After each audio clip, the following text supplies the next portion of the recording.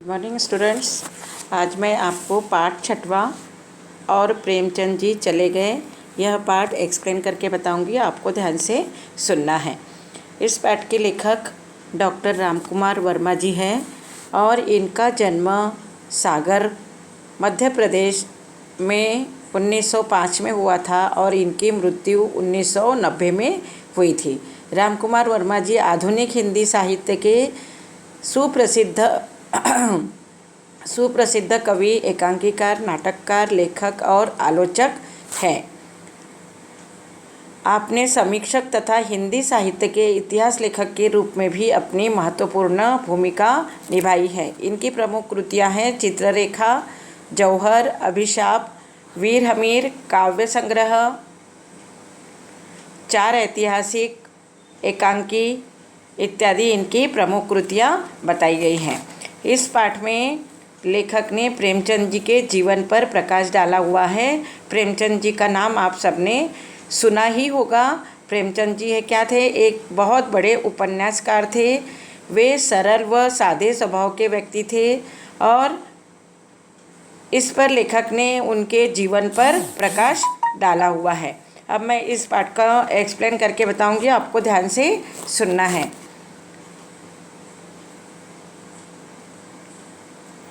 इस पाठ में लेखक ने प्रेमचंद जी के जीवन पर प्रकाश डाला हुआ है और उन्होंने कहा है कि प्रेमचंद जी ये सरल व सादे स्वभाव के व्यक्ति थे। एक बार लेखक शाम के समय घूमने के लिए प्रयाग स्टेशन पर गए। उन्होंने वहाँ देखा कि एक वृद्ध आदमी ट्रेन के तीसरे दर्जे के यानी थर्ड क्लास के डब्बे से उतरा और हाथ में अपना बिस्तर, जो सोने का था, बिस्तर दबाए प्लेटफॉर्म पर आगे बढ़ रहा था। और जब लेखक ने देखा कि यह वृद्ध सज्जन और कोई नहीं बल्कि हिंदी के प्रसिद्ध कहानीकार व उपन्यासकार लेखक प्रेमचंद जी हैं। लेखक ने क्या किया? लेखक ने कहा, बाबूजी आप प्रेमचंद जी हो? तो बोले हाँ। प्रेमचंद जी ने कहा, हाँ मैं प्रेमचंद जी हूँ। लेखक ने कहा, कहाँ जाइएगा? प्रेमचंद जी बोले, जहाँ तुम कहो। तब लेखक ने कहा, घर चलिए। प्रेमचंद जी एक सादे और सरल सौम्य साहित्यकार हैं। वे एक हिंदुस्तानी एकेडमी के वार्षिक अधिवेशन में भाग लेने के लिए प्रयाग आए हुए थे। वे सुबह 11 से 3 बजे तक अधिवेशन में रहते थे, परंतु उन्हें मिलने के लिए लोग क्या करते थे? रात में 11 बजे तक आते रहते थे। वे लोगों से कहते कि आप मुझे देखिए और पढ़िए, सुनिए मत, सुनना गलत है और उस देखना यह क्या है?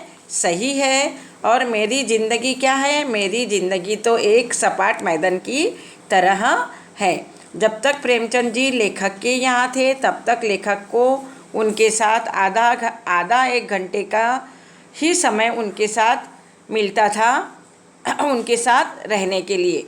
और एक दिन वे अपनी कविताओं का संग्रह क्रम से लगा रहे थे। तभी प्रेमचंद जी बोले, ये क्या है? उन्होंने कहा कि कविता का संग्रह प्रकाशित करना है। तो प्रेमचंद जी ने क्या कहा? प्रेमचंद जी ने कहा, इसे मैं प्रकाशित करूँगा। और लेखक से उन्होंने वे कविता का संग्रह ले लिया और वह संग्रह रूपराशि के नाम से उनके सरस्वती प्रेस बनारस में प्रकाशित हुआ। और उस दिन लेखक की पत्नी ने क्या बनाई थी? उस दिन लेखक की पत्नी ने खीर बनाई थी। परंतु उस दिन प्रेमचंद जी रात में देर से आने से उन्हें जगाना ठीक नहीं समझा और वह खीर उन्होंने खाई थी जो लेखक की पत्नी ने बनाई थी और वह उनके कमरे में रखी हुई थी। और वे रात में ही क्या हुए? फिर वो रात में ही प्रेमचंद जी वहाँ से चले गए और लेखक के लिए एक पत्र छोड़कर गए। और उस पत्र में उन्होंने लिखा कि बहू रानी ने खीर अच्छी बनाई थी, परंतु वह फट गई थी, तो भी मैंने वह खीर खाई और बहू रानी का दिल टूट न जाए और मेरे सवेरे 4 बजे की ट्रेन थी, इसलिए मैंने आप लोगों को उठाना ठीक नहीं समझा, इसलिए मैं जा रहा हूँ। आपने बुरा मत मानना, बगैर मिले जा रहा हूँ।